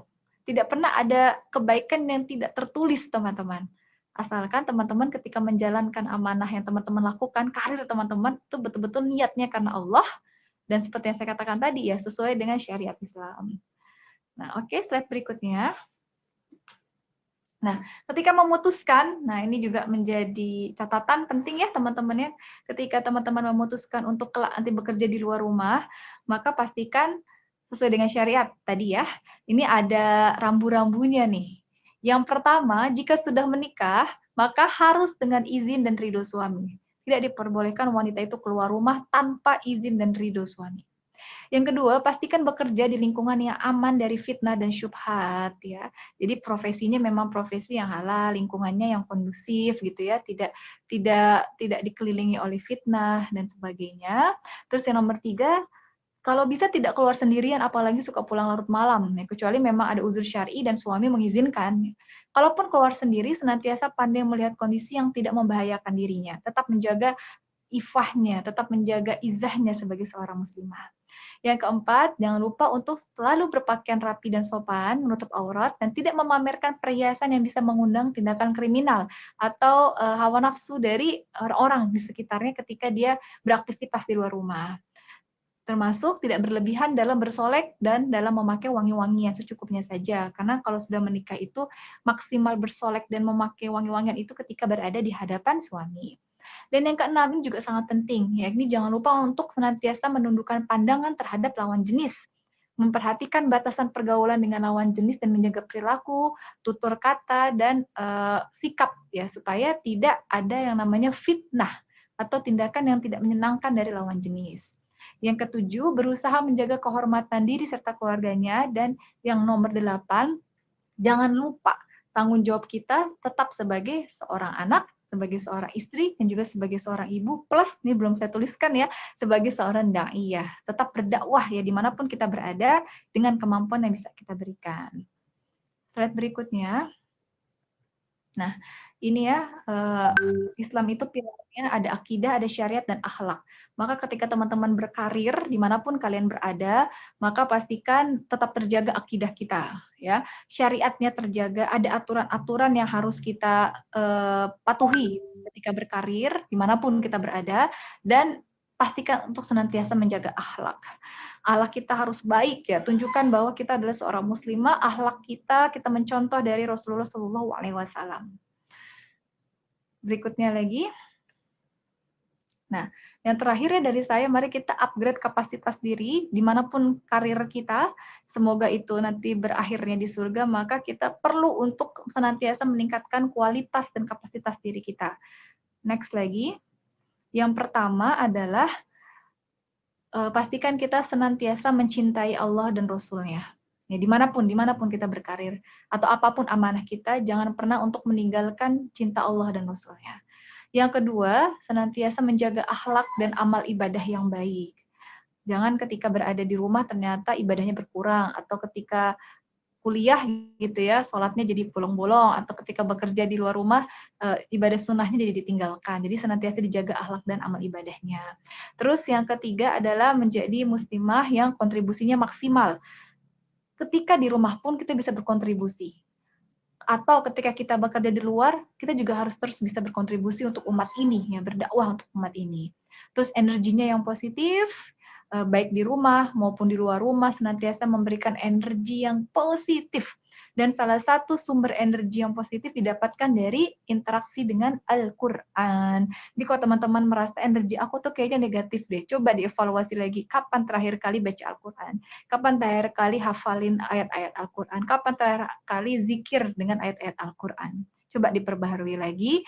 Dan yang terakhir, pastikan kita dapat memberikan prestasi yang luar biasa. Di rumah pun bukan berarti kita tidak berprestasi, teman-teman. Mendidik anak dengan kemampuan terbaik itu juga merupakan bagian dari prestasi.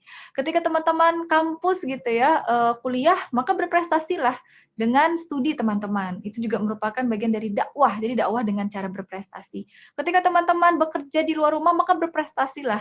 Bekerjalah dengan etos kerja yang baik, tunjukkan profesionalisme dengan baik ya, tunjukkan kinerja yang terbaik ya, karena kita bekerja tidak hanya untuk urusan duniawi saja, tapi kita bekerja untuk urusan akhirat kita.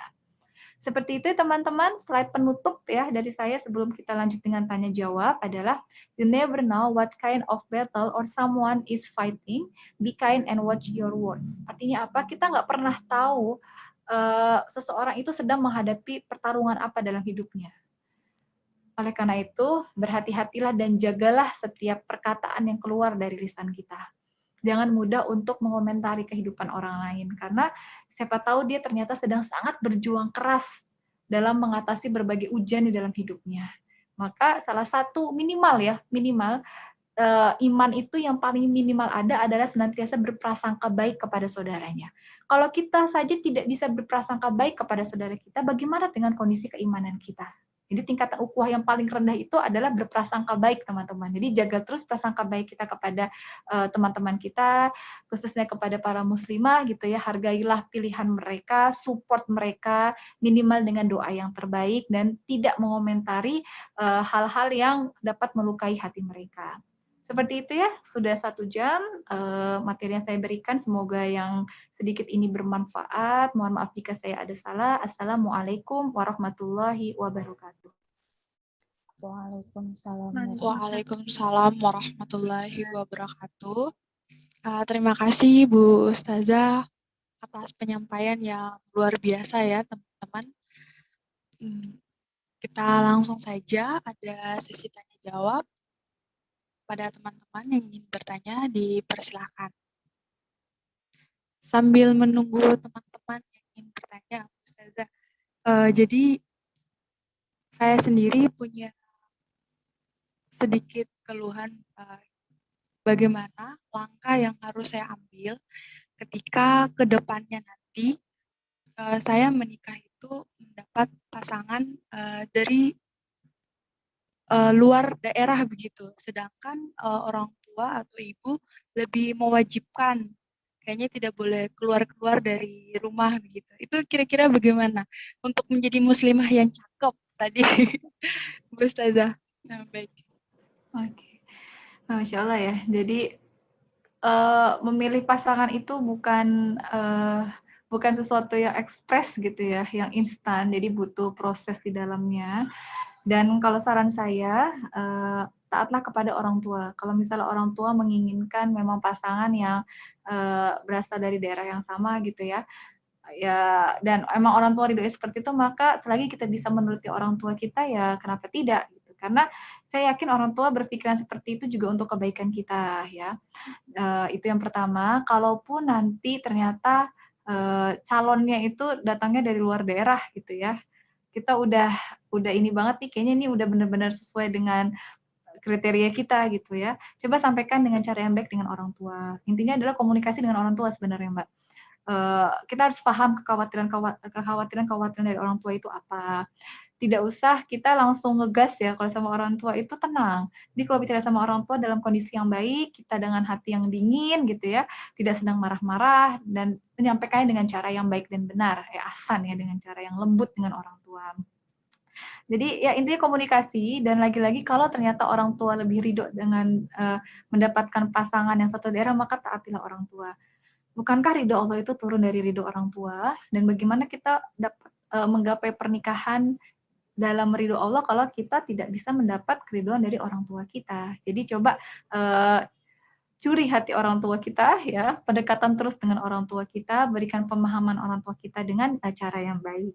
Dan yang terakhir, jangan lupa untuk mendoakan orang tua kita ya, untuk dilapangkan hatinya, untuk diberikan pemahaman yang lebih baik lagi, karena yang memiliki hati orang tua kita itu bukan kita, yang memiliki hati kita bukan kita, tapi yang memiliki semua hati adalah Allah Subhanahu Wa Taala. Jadi kekuatan doa, jadi berdoa dari sekarang. Saya doakan nih, semoga teman-teman yang belum menikah kelak mendapatkan pasangan yang sesuai dengan apa yang diinginkan oleh orang tua. Ya, orang tuanya ridho, pernikahannya lancar, ya, sakinah mawadah warahmah. Seperti itu ya. Allahu a'lam bishawab. Amin. Terima kasih Bu Ustazah. Ini juga ada pertanyaan dari Mbak Dian. Bagaimana mengatur prioritas ketika menjadi working mom? Itu pertanyaan pertama. Yang kedua, bagaimana menjelaskan kepada suami atau mertua yang ingin kita jadi full time mom, tapi kitanya pengen working mom? Gitu. Ustazah, saya persilahkan. Oke, pertanyaannya bagus sekali ini ya. Padat, jelas, berisi. Yang pertama adalah manajemen waktu. Bagaimana kita bisa mengatur waktu ketika kita mengambil peran yang banyak. Jadi amanah di rumah saja sudah membutuhkan energi yang tidak sedikit. Apalagi ketika kita memutuskan untuk working, untuk bekerja di luar rumah, pasti energinya berlipat-lipat kali harus kita berikan. Ya. Maka yang pertama kita harus menyadari dulu nih kemampuan diri kita sampai sejauh mana. Kalau kita sudah memutuskan untuk oke, aku kuat, aku sanggup untuk bekerja di rumah, maka pastikan amanah yang ada di rumah itu tidak keteteran. Berarti apa? Yang dikorbankan itu harus lebih banyak. Terutama adalah waktu istirahat kita. Mau nggak mau itu harus berkurang. Karena apa? Karena kita harus menunaikan amanah yang bertambah tadi. Contohnya misalnya kita mau bekerja di luar, kita harus pergi pagi begitu ya. Di dalam kondisi semisal sedang selesai gitu ya, pandemi sudah selesai, sudah normal lagi, kita bekerja di luar, harus berangkatnya pagi, apalagi mungkin ASN gitu ya, pegawai pemerintah atau pegawai atau karyawan swasta. Nah, sebelum kita pergi, yang pasti suami harus ridho dulu, harus izin dulu. Nah, itu syarat mutlak seorang istri itu untuk bekerja di luar rumah itu harus ada ridho dan izin dari suaminya. Yang kedua, pastikan memang kondisi rumah sudah ditinggalkan dalam kondisi yang baik ya. Kalaupun tidak bisa memasak, kita bisa minta bantuan dari orang lain, tapi kita memastikan makanan itu memang tersedia di rumah. Terus juga bagaimana anak-anak dapat terkondisikan dengan baik, kondisi rumah dapat tertata dengan baik gitu ya. Jadi kalau saya sih prinsipnya teman-teman, ketika saya memang tidak bekerja di luar rumah ya, saya memang full di rumah, tapi kalau misalnya saya ada amanah gitu ya di luar rumah, atau saya mengisi forum-forum di luar rumah, maka saya memastikan tadi suplai makanan aman, anak saya sudah mandi, sudah wangi gitu ya, sudah tercukupi semuanya, suami sudah terlayani dengan baik, maka ketika sudah keluar rumah, amanah kita yang di rumah itu sudah selesai. Karena sesungguhnya amanah yang dimintai pertanggungjawaban yang pertama itu bukan amanah kita yang di luar rumah, tapi amanah kita yang di rumah. Seperti bagaimana pelayanan kita kepada suami kita, bagaimana perlakuan kita kepada anak kita, dan sebagainya. Seperti itu ya, jadi manajemen waktunya. Harus rela nih tidurnya berkurang. Jadi prinsipnya itu tidurnya itu lebih akhir, tapi bangunnya lebih pagi. Supaya apa? Supaya amanahnya itu tuntas. Capek nggak? Pasti capek. Tapi itu konsekuensi yang harus kita terima ketika kita mengambil amanah yang banyak ya. Di rumah iya, di luar juga iya. Itu pertanyaan yang pertama. Pertanyaan yang kedua, nah bagaimana kalau kita pengennya bekerja tapi suami dengan mertua itu pengennya di rumah. Nah, pertanyaan saya lagi nih, sudah dikomunikasikan belum sama suami dengan mertuanya? Nah, jadi coba ngobrol dengan cara yang baik. Berikan mereka alasan-alasan gitu yang dapat diterima dengan baik dan dengan bahasa yang baik gitu ya, karena posisinya kita adalah sebagai istri dan juga sebagai anak ya, sebagai menantu. Jadi bukan bahasa antara atasan dengan bawahan, tetapi bahasa antara istri dengan suaminya yang penuh ketaatan dan juga antara menantu dengan mertuanya, anak dengan orang tuanya. Maka bicarakan itu dengan baik. Kalaupun memang endingnya suami itu lebih ridho kita bekerja di dalam rumah, maka saran saya sebagai istri yang taat kita harus menurut kita dengan apa yang dihendaki oleh suami kita. Karena biasanya kalau suami itu menghendaki misalnya istrinya untuk di rumah saja, biasanya sudah ada pertimbangan-pertimbangan. Udah kamu di rumah aja, urusan yang itu beres lah. Yang penting kamu di rumah aja fokus sama anak. Nah, seperti itu ya. Jadi poin pentingnya tadi selalu saya ulang-ulang adalah izin dengan suami, ridho dengan suami kita. Karena kalau kita keluar rumah tanpa adanya izin dengan ridho suami, maka tidak akan berkah pekerjaan kita. Walaupun karir kita melesat di luar sana, sukses ya di mata manusia, tapi di mata Allah, jangan sampai itu karir justru bukan membuat kita jalannya ke surga, tapi ke nerakanya Allah karena berawal dari ketidakridhoannya suami terhadap keputusan kita. Seperti itu ya, semoga bisa menjawab dan semoga Allah berikan solusi yang terbaik. Allahu a'lam bishawab. Baik, terima kasih Ustazah atas jawabannya yang luar biasa. Ini ada dua penanya terakhir nih. Yang pertama dari Mbak Nana. Bagaimana sih cara kita berdamai pada diri kita sendiri sehingga kita bisa bersyukur dengan pencapaian kita. Jadi kita sebagai perempuan tuh tidak gila-gilaan untuk mencapai karir tertinggi yang tidak pernah mencapai batas akhir. Itu dari Mbak Nana. Kemudian dari penanya terakhir ada Mbak Putri. Ustazah, tolong beri nasihatnya sebelum saya bekerja dan setelah menikah, pindah kota saya tidak bekerja karena hingga saat ini saya belum menemukan pekerjaan yang pas dan cukup stres karena desakan dari keluarga untuk punya penghasilan sendiri dan menganggap remeh karena bukan wanita karir di kantoran. Itu seperti apa, Ustazah? Terima kasih, Ustazah. Monggo. Oke, saya coba jawab dari yang terakhir dulu ya. Ini menarik ya. Supaya nggak stres. Nih kayaknya sebenarnya dua pertanyaan ini kayaknya hampir-hampir sama ya.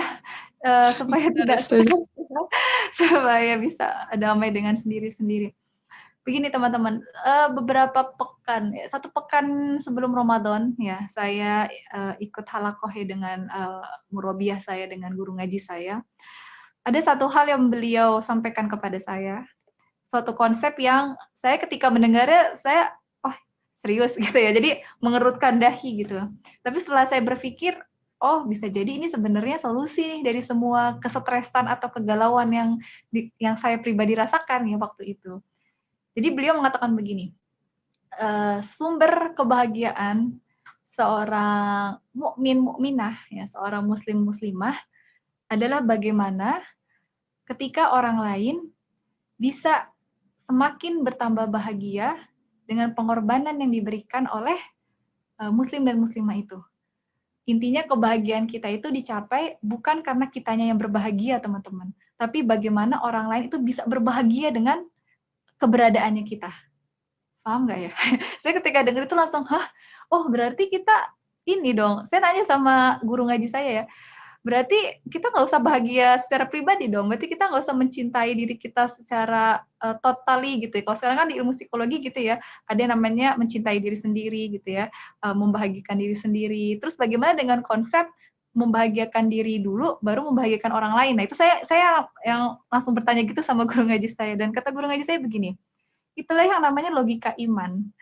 Jadi iman itu benar-benar ketika orang itu beriman, yang difikirkan itu tidak hanya bagaimana dia bisa membahagiakan dirinya sendiri, tetapi dia menukar kebahagiaan dirinya dengan memastikan orang lain yang berada di sekitar itu bahagia dengan dirinya.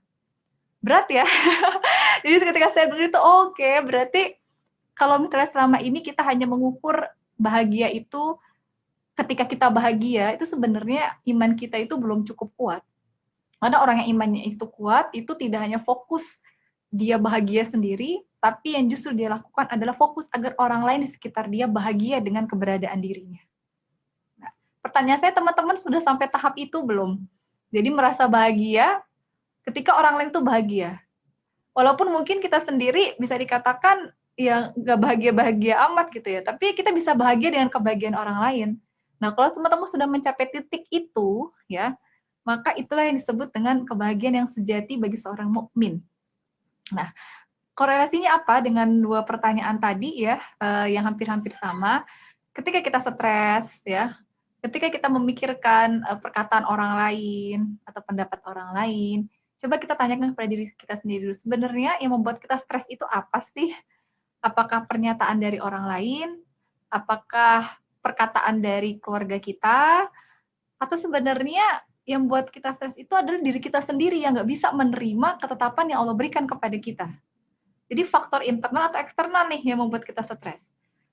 Sebenarnya kalau kita bisa membenahi konsep bahagia dalam diri kita, orang lain mau berkata apapun gitu ya, ujian yang Allah berikan kepada kita mau dalam bentuk apapun, kita akan tetap bahagia. Karena pada dasarnya semua yang Allah berikan kepada kita itu akan meningkatkan level keimanan kita kalau kita senantiasa berbahagia dengan ketetapan tersebut. Nah, coba ya, saya lihat lagi pertanyaannya dengan konsep bahagia tadi ya. Bagaimana yang pertanyaan dari Putri ya. Sebelum saya bekerja dan setelah menikah pindah kota, saya tidak bekerja. Karena hingga saat ini saya belum menemukan pekerjaan yang pas dan cukup stres karena desakan dari keluarga. Oh, berarti stresnya itu dari faktor eksternal nih. Untuk punya penghasilan sendiri dan menganggap remeh karena bukan wanita karir di kantoran. Solusinya sebenarnya gampang. Tunjukkan bahwa yang namanya wanita sukses itu tidak hanya berasal dari kantoran saja. Ya.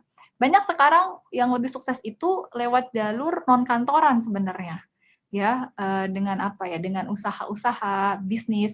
Bahkan orang yang kantoran banyak yang banting setir nggak kantor lagi supaya bisa menjalani bisnis, ya, karena bisnis itu lebih fleksibel gitu ya, waktunya tidak terikat oleh jam kantoran. Tunjukkan sama orang tua, aku bisa sukses kok walaupun tidak kantoran gitu, dengan apa aku mengelola bisnis, atau kita bisa mengikuti pelatihan-pelatihan bisnis, banyak hal teman-teman.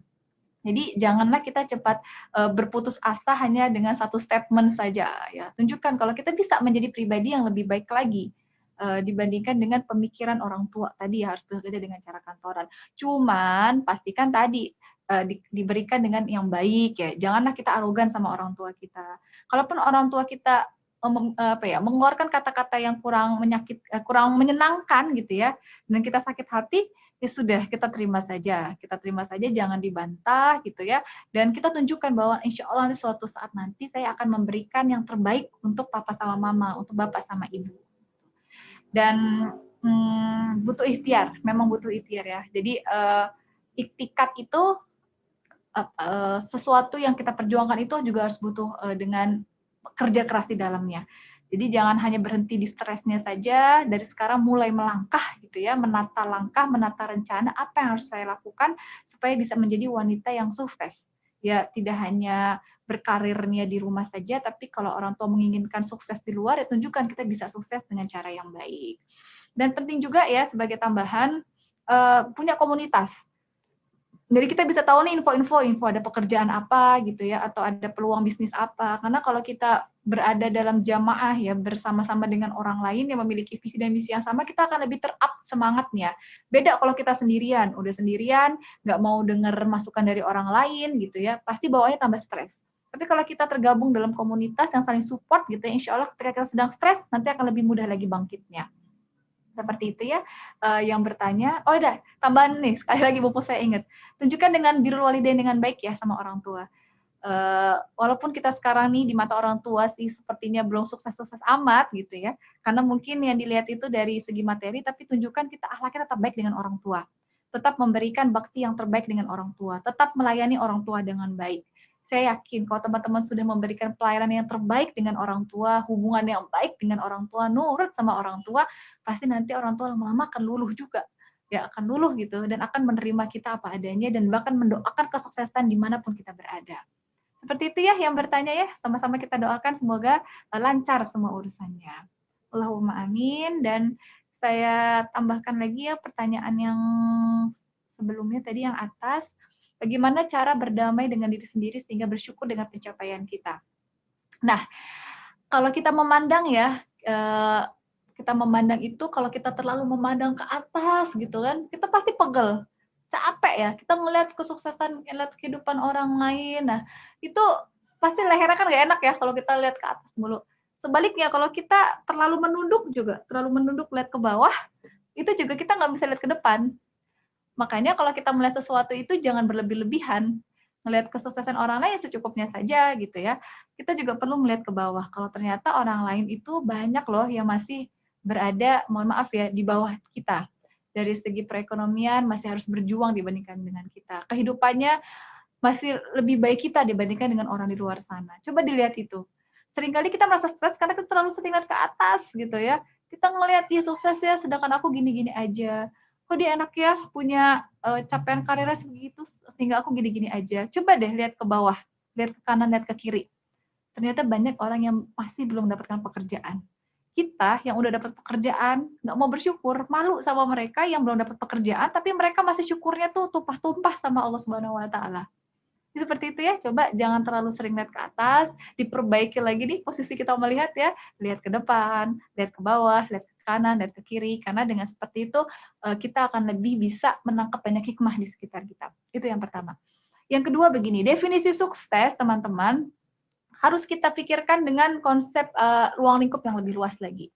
Kalau kita hanya berpikir sukses dari segi materi, ya bisa jadi kita bakal stres beneran, karena iya sih, aku tuh nggak sukses karena tabungan aku tuh nolnya nggak sebanyak teman aku yang sukses gitu ya.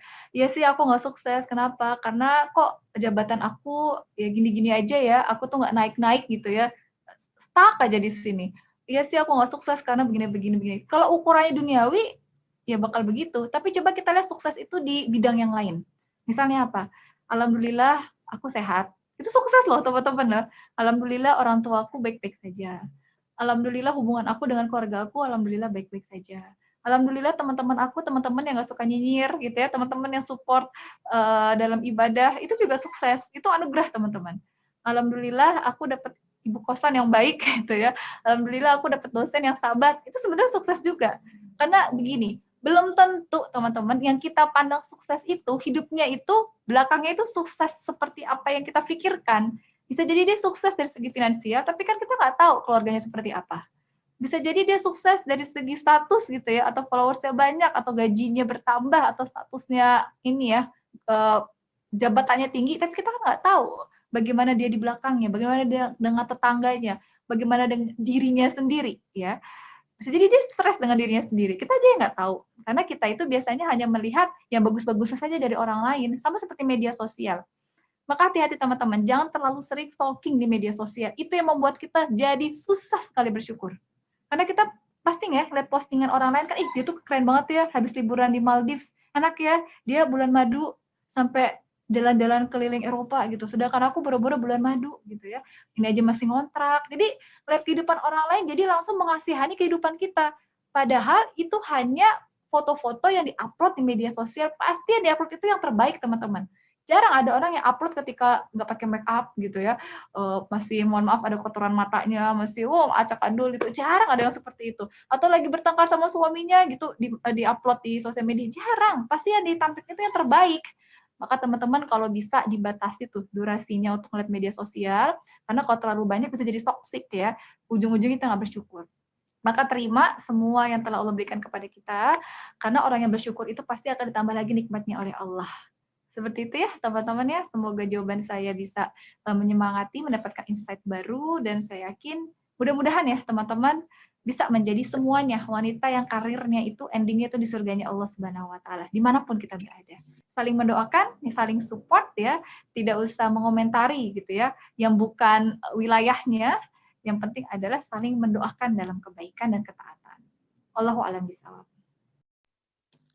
Baik, terima kasih Ustazah atas jawabannya yang luar biasa. Semoga bisa dipahami oleh teman yang bertanya. Jika berkenan, Ustazah, bisa satu pertanyaan lagi? Oke, ya satu lagi. Oke. Pertanyaan ada tadi ya. Iya, jadi pertanyaannya, bagaimana tanggapan Ustazah dengan fenomena working mom yang menitipkan anak kepada orang tua? Terima kasih, Ustazah. Oke. Ya, salah satu tantangan ya ibu yang bekerja itu adalah tentang anak ya, tentang anak. Setiap orang punya ininya masing-masing, punya prinsipnya masing-masing, punya pandangan masing-masing. Di sini saya tidak berada di wilayah untuk menjudge prinsip orang itu salah atau betul ya. Saya hanya bercerita tentang prinsip saya dengan suami saya. Jadi kami berprinsip bahwasanya anak itu adalah tanggung jawab mutlak dari orang tuanya ya. Dan kami memang sudah bersepakat untuk sama sekali ya tidak ingin menyusahkan orang tua kami ya, orang tua dan mertua kami dalam hal pengasuhan anak.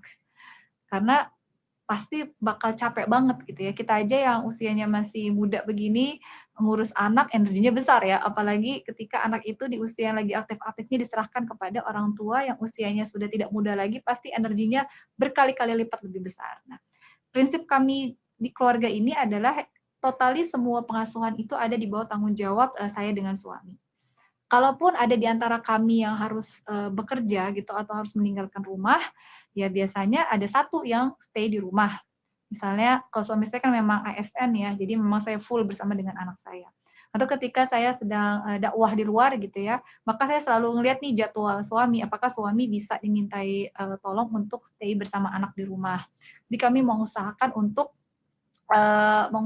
betul-betul tidak ada satu di antara kami yang tidak mengawasi anak kami begitu ya.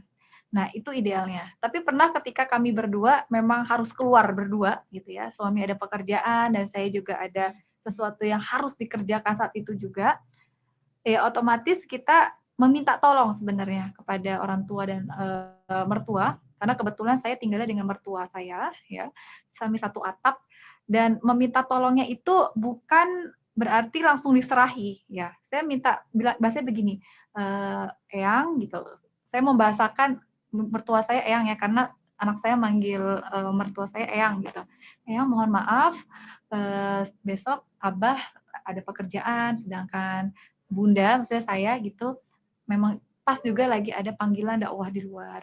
Boleh minta tolong nggak? Jadi benar-benar saya izin gitu ya. Boleh minta tolong nggak untuk ngejagain Umar anak kami sebentar gitu dalam waktu berapa saya bilang ya sekitar 2 atau 3 jam gitu sesuai dengan waktu saya pergi nanti kayak langsung pulang kok gitu boleh nggak yang saya minta tolong jadi saya lebih kepada ini ya bener-bener minta tolong gitu ya bukan langsung diserahkan gitu enggak dan ya biasanya kan pasti ya orang tua kan nggak mungkin lah nolak gitu ya ya diterima gitu ya Umar dijagain tapi tanggung jawab kita nih sebagai orang tua untuk memastikan dari segi makanan anaknya itu tidak merepotkan orang tua kita. Jadi kita sediakan makanannya, kita sediakan bajunya. Kalau bisa anak itu ketika kita berdua pergi dalam kondisi sudah mandi, sudah wangi, ya sudah rapi, rumah juga sudah rapi, sehingga orang tua yang menjaga tidak semakin terbebani. Gitu. Itu prinsip di keluarga kami. Tapi begini, kalau misalnya prinsip di keluarga ada yang mengatakan ya udah nggak apa-apa dijaga sama eyangnya gitu ya, atau dijaga sama mbahnya. Ya, pastikan kita sebagai orang tua nanti akan ada konsekuensinya. Pasti nanti pola pengasuhannya tidak sama persis dengan kita. Dan kita harus mengambil konsekuensi itu. Nggak mungkin kita pengen semuanya itu ideal. Nanti dijaga sama Eyang ini anaknya nggak boleh gini ya. Kita malah ngatur orang tua kita. Itu tidak ahsan gitu ya. Kita udah minta tolong dititipin, ternyata kita juga sampai menggurui orang tua kita. Nah, itu udah kalau menurut saya itu birrul walidaynya udah inilah, maksudnya jangan sampai kita seperti itu. Maka kita harus rela gitu ya ketika benar-benar totally dipasrahi dijaga sama orang tua atau mertua kita yang pasti akan ada beberapa hal yang tidak sesuai dengan pola asuh kita. Jadi jangan kaget kalau ternyata kita ya misalnya awalnya kita tidak mengizinkan anak kita untuk makan makanan yang ada MSG-nya misalnya ya. Ketika kita pasrahkan minta tolong sama orang tua kita, ternyata orang tua kita mengambil pendapat, udahlah nggak apa-apa anaknya sekali-sekali makan biskuit atau makan ciki atau makan permen, ya itu yang harus kita ambil gitu ya, karena konsekuensinya kita menitipkan anak dengan orang lain. Dan kita juga harus bisa lebih fleksibel karena tidak semua pola asuh bisa diterapkan. Ya, jadi kalau sekali-sekali ada beberapa hal yang berbeda, ya harus kita terima dengan baik karena itu merupakan konsekuensinya. Intinya seperti itu ya, jadi coba dipertimbangkan lagi. Kalau bisa memang tidak memberatkan orang tua kita, karena pasti pengorbanannya, energinya pasti lebih besar. Dan kalau orang tua bersedia, memang bersedia untuk dipasrahkan untuk jaga anak, kita juga menjaga hati orang tua kita. Kita bantu mereka, kita bantu menyiapkan makanan, kita semakin bertambah lagi ya birrul walidainnya, kita semakin menghormati mereka lagi. Seperti itu ya yang bertanya Mbak Yuli ya kalau nggak salah. Allahu a'lam bishawab. Ya, Ustazah. Wah, terima kasih banyak Ustazah atas penyampaiannya, penjelasannya. Itu sangat mendetail. Semoga bermanfaat untuk kita dan teman-teman sekalian. Amin. Ustazah, jika berkenan kita lanjut dan teman-teman kita lanjut ke acara berikut yaitu foto bersama. Kepada petugas yang untuk mengambil dokumentasi kegiatan, apa sudah siap? Ya, sudah, Mbak. Baik. Untuk teman-teman, jika jaringan memungkinkan, yuk hidupin kamera. Oke, baik. Kita mulai ya. Kita tunggu dulu.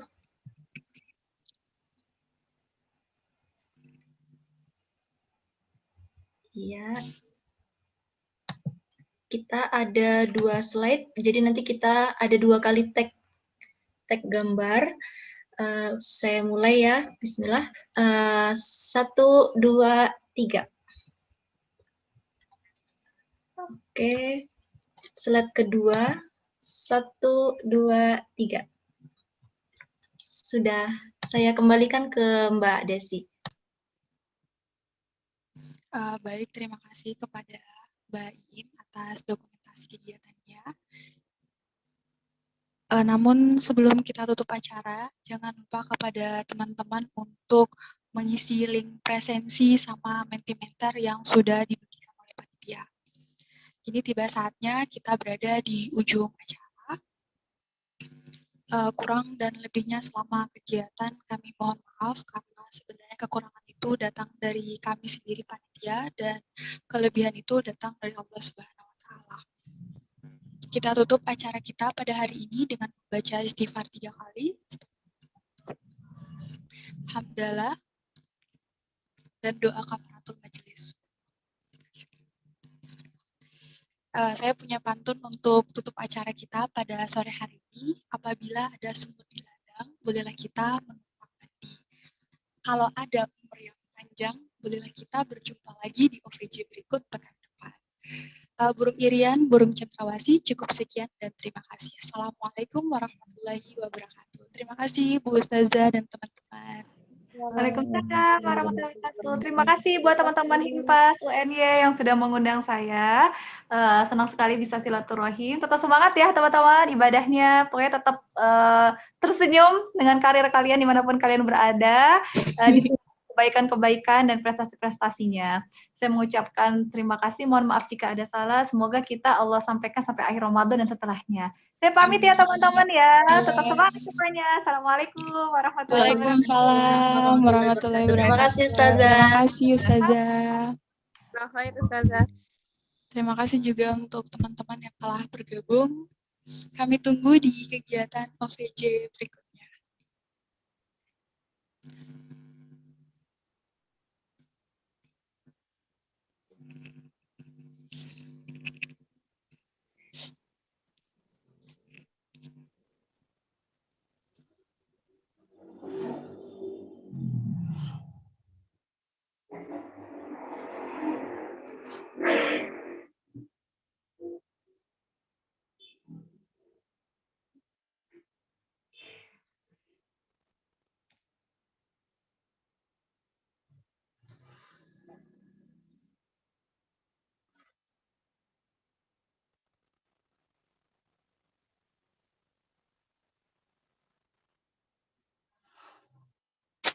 ويبشر المؤمنين الذين يعملون الصالحات أن لهم أجرا حسنا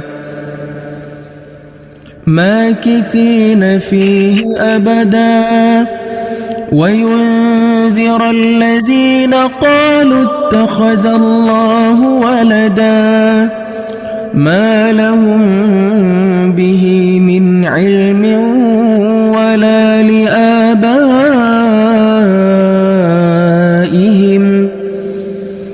كبرت كلمة تخرج من أفواههم إن يقولون إلا كذبا فلعلك باخع نفسك على آثارهم إن لم يؤمنوا بهذا الحديث أسفا إنا جعلنا ما على الأرض زينة لها لنبلوهم أيهم أحسن عملا وإنا لجاعلون ما عليها صعيدا جرزا أم حسبت أن أصحاب الكهف والرقيم كانوا من آياتنا عجبا